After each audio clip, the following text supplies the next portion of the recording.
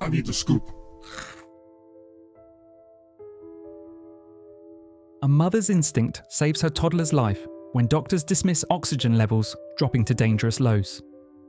This Reddit story divided thousands over trusting parental intuition versus medical advice, revealing how one family's fight for answers uncovered a shocking truth that had been hiding in plain sight for 22 months.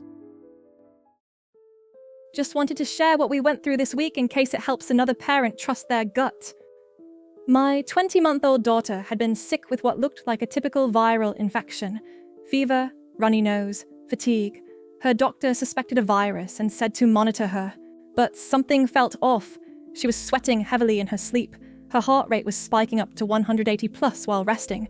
And she just seemed off. Lethargic. Not herself. We were using a pulse oximeter monitor at home, an owlet, and noticed her oxygen kept dipping to 90, sometimes as low as 86, then rebounding to 91 or 92. It would happen mostly during sleep. I forgot to mention, her heart rate was skyrocketing in the 160s to 180s when she was in deep sleep as her oxygen levels were in flux. I kept putting all of this into ChatGPT, and it kept coming back with, "This is an emergency," exactly what my brain was telling me, despite her doctor saying otherwise. And as weird as this is, our tiny dog who loves our toddler but doesn't like her, if that makes any sense, was pawing at her crib shaking as she laid there motionless. That's what pushed us to urgent care. At urgent care, they heard a strange clicking in her breathing and did a neck x-ray. They thought it might be swelling near the epiglottis and transferred us to the emergency room immediately. In the emergency room, they initially treated it as croup, but her oxygen kept dipping in her sleep, even without obvious distress. Eventually, she was admitted, and her oxygen hovered around 88 to 92% even on oxygen. ENT ruled out epiglottitis, thank God, but it was clear her airway was inflamed. She tested positive for human metapneumovirus, HMPV, a nasty virus similar to RSV. Doctors ultimately diagnosed her with croup caused by HMPV, and her airway was so inflamed it was compromising her oxygen during sleep. It took nearly a full day in the hospital, steroids, monitoring, and finally oxygen support before she stabilized above 95% on her own. We're home now. She's resting and recovering, and she's going to be okay. We already knew she has enlarged tonsils and would probably need them out at some point, but this pushed them to get her scheduled for surgery next month. They absolutely contributed to the problem. Our doctor said to wait because it would dip and then rebound. And because she was sick, that was normal, unless she had all the other warning signs, which she didn't. Sometimes you just know. We had the owlet when she was an infant, but had lost the base in our recent move. The day before this, when I ran to Target for diapers, I saw they sold them and grabbed another to be safe. She was super sick, and it just seemed like data I wanted. I am officially uninterested in anti-owlet propaganda. It's because it would hit 86 and then immediately rebound, so I suspect she thought the owlet wasn't accurate. The urgent care doctor was incredible, and once baby girl was laying down in her stroller and the oxygen levels were still dipping, she immediately transferred us to the emergency room. We had taken her to see the doctor earlier that day when she wasn't as bad, so I suspect her doctor just thought we were being overzealous parents. She did a house call after we got out of the hospital and put our baby girl on some antibiotics for her ears and told us, "Good for following your instincts. Sometimes it's all we have to go on, but I'll take it." If I had listened to the just wait it out advice, I don't know where we'd be. The oxygen dips weren't obvious. She wasn't gasping or turning blue, just sleeping, and quietly not getting enough air. So, if your gut is telling you something's wrong, especially if your kid seems off while sick, listen to it. You're not overreacting.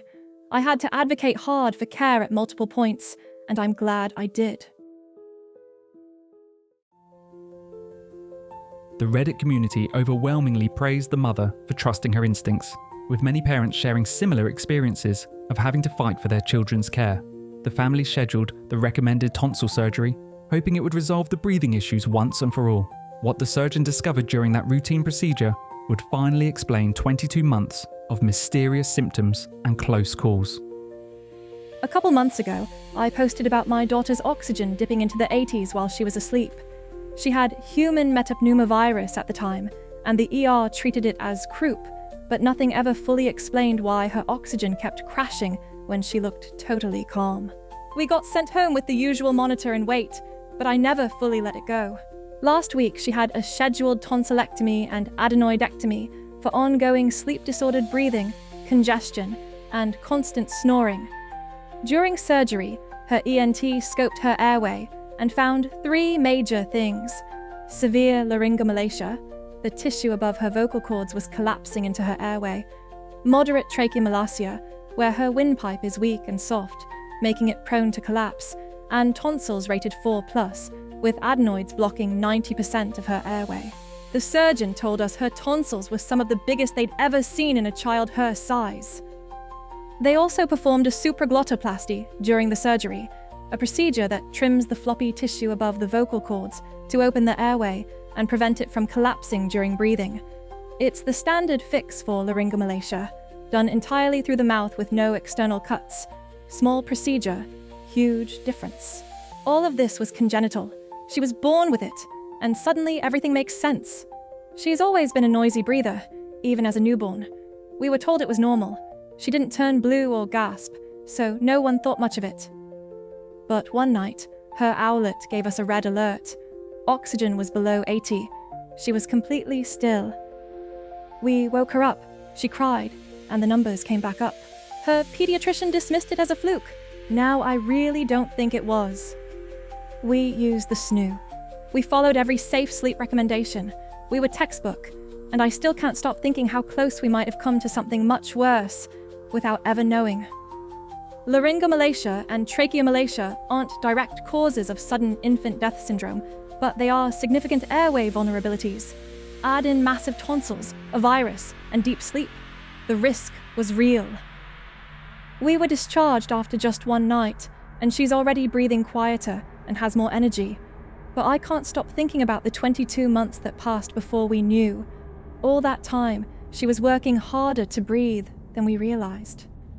And if something had happened in her sleep, we would have just never known why.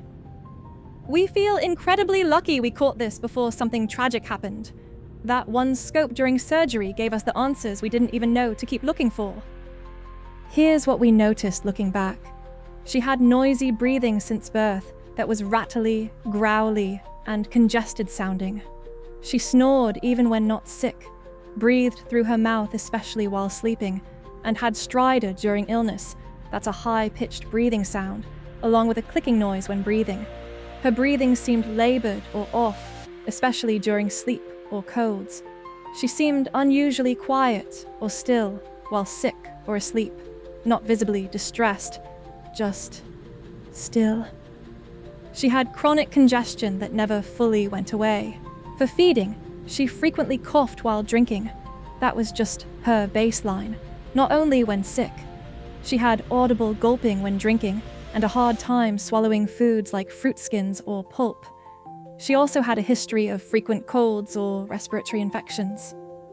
Now, just days after surgery, it's like someone turned her energy up to an 11. She's eating and drinking normally, even eating things she used to spit out like grape skins and watermelon pulp. She takes her medications no problem and has been running around like a crazy person all day. So if your baby is a noisy breather, if something doesn't sit right, if your gut says, keep pushing, do it, ask for the ENT referral, ask for the scope. You don't need dramatic symptoms to justify concern. In summary, after months of breathing issues and a scary ER visit, surgery revealed our toddler's tonsils were 4+ huge, and her windpipe was collapsing from laryngomalacia and tracheomalacia. She had a supraglottoplasty and is already breathing better. We got to go home after one night and feel so lucky we caught it before something worse happened. Sometimes the answers we desperately need are found only when we refuse to stop looking. This mother's determination to trust her instincts literally saved her daughter's life and gave her the chance to thrive. Share your thoughts on advocating for your children in the comments, and subscribe for more stories about parental courage and medical advocacy.